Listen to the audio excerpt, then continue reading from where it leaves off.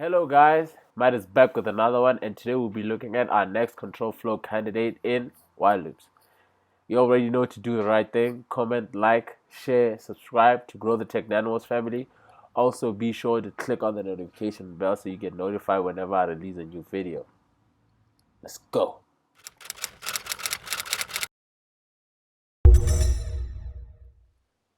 In the previous video we had a chance to look at for loops, and today we'll be looking at a different kind of loop in while loops. So what is a while loop?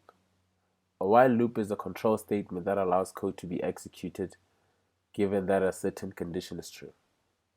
And you can also do that repeatedly, like multiple amount of times until that condition is true. This is a similar definition to that of an if statement, but the difference here is that an if statement only runs once while the while loop can run multiple amount of times, which brings us back to the definition of your for loop that we learned about in the previous video. And if you haven't watched the for loops lesson, you can see it now or after this video. You can find it in the top right of this video in the info card. I think you should be showing it to you right about now. So now let's get started with the lesson of today. One thing we should keep in mind when dealing with loops is that they always satisfy three things. So three conditions. They have an initialization step, a condition in which that loop should run, and a change. So some form of change that will make our condition false at one point in time. So that this is so that we don't have an infinite loop. We'll get to look at infinite loops in this video as well. So I'm just going to copy code from the previous video and paste it here. So that as our first example of today, we'll try and reproduce the same result as this over here, the for loop over here, but we will be using a while loop to do that. So now, before we can actually reproduce the same result, let's look at the syntax of our while loop. So the syntax of our while loop goes like this. So you have your keyword while, and then you have your round brackets, and then you have your curly braces, which you should know right about now. It has this is where our block of code will be. So now how a while loop works is that it says, okay, so it says while over here, some condition over here is true, execute this block of code over there. And then so it'll run it and say, oh, is this condition true? Or this condition is true. And then it'll run all the code you have in here, and then it'll come back and check, is the condition still true? And then if the condition is still true, then you run the block of code again and again and again. So now that's the gist of it. So now let's try and reproduce the result from over here.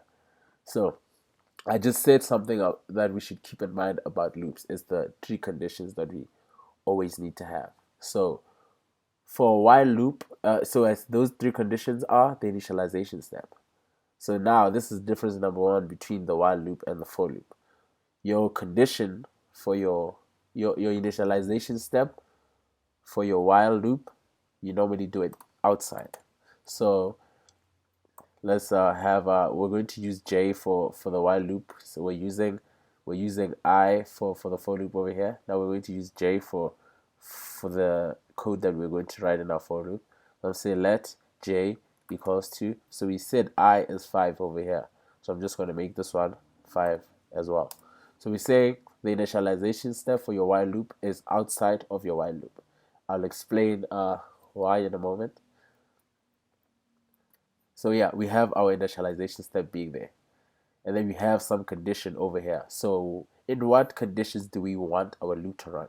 So we want our loop to run in the same condition that our for loop is running. So we're saying this condition here is while I is greater than 0, we want I to be greater than 0. But in this case, since for our while loop we're dealing with a J, I'm going to change that to be J. And and then we're going to paste the same code here, but instead of I, we're going to use J. So now let's run this code. So I'm going to compile that. quickly, while loop. Then I'm gonna run it. There. If you see, it keeps on saying, oh, hello Typescript, and you can see that it's printing out some funny things at the bottom. It keeps on going over and over again. So now this is because what the loop we have over here is now an infinite loop. It's running forever. And this is because we're missing our third element.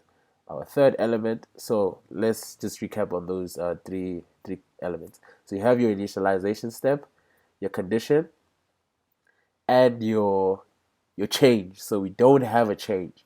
We need to change our j so that the condition can be false at the point in time. So I'm just going to stop this. I'm just going to stop the loop over there.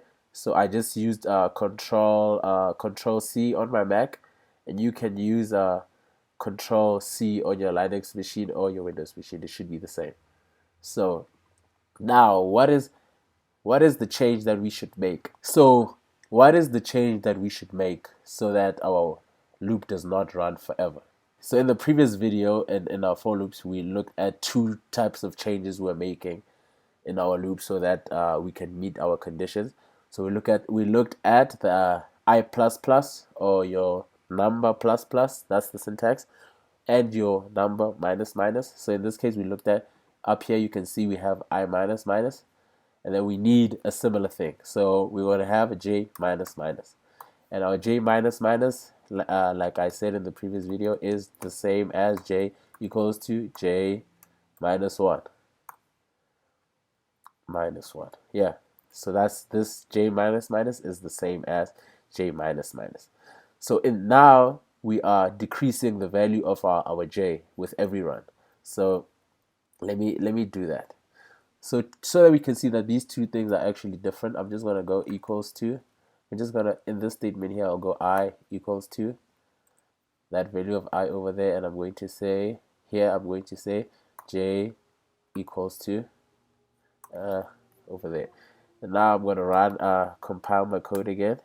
Let's clear this quickly, and I'm going to node, and then I'm going to run that. So now I'll just highlight the top part. So the top part is for our for loop, which is, because we're using I there, so it's saying I is 5, I is 4, I is 3, and I is 2, then I is 1. And then we start our while loop over here. So actually, so we can see it, I'm just gonna for there, and I'm gonna say while there, right? Compile it again and run it again. So you're saying, so you can see that the for loop code produces this result over here, which is the same steps. And then here you have your while over there. So we're essentially producing the same result, and we're decreasing the value of j over there as we go through.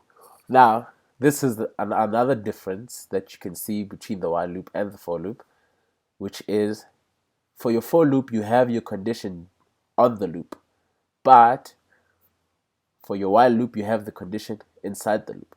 It's because you want it's because of the syntax, because the while loop only accepts the condition in which the loop will run. So the initialization is outside, the change is on the inside, and the condition is on the loop. And then you have your block of code being somewhere in there. Now, since we have we were able to reproduce the results of our for loop, I'm just gonna remove that block of code there. We don't need that anymore. Now let's look at our second example. So we want to add numbers between 1 and 100. So let's see how we can do that. So since we want to add numbers between 1 and 100, we can start our j as 1, and then I'll just initialize something that will keep the sum, which is the addition of all the numbers between 1 and 100. I'll just initialize it outside there. So let's what conditions do we need? So I'm going to remove that code over there. So our condition is that, okay, we want our numbers to be between 1 and 100. So since our j is starting at 1, and then we're going to say while j is less than 100, less than or equal to 100. And now we're saying while our numbers is between 1 and 100, we want to add them together. So I'm going to say sum equals to j sum plus j. So now let's have a look at the statement over here. What this is saying, okay, take the value of sum that we have right now, add it to the value of j, and then the loop. Yeah, I explained how the loop works, so this will continue over and over again. So now we need to change j so that this condition is true at a point in time. So I'm going to use j plus plus. This is so our loop can complete. So now here at the end, I will log the value of our sum. Sum equals to, say sum over there. Sum, and I'll go end sum. And then here I'll go start. So this one over here should be 0, and this should be the sum of the numbers from 1 to 100. So I'll compile that, and then I'll run that. So we have, when we started, the sum was 0, and then at the end we have 50-50. So that's it for our while loops, and you can play around with them and do some fun things. Maybe you can do multiples of things, like the multiple of numbers between this and this, or the sum of the multiples of things. You can play with it however you want. We will be using them in the future to do some cool stuff, so watch the space, and we're going to learn together. Let's go.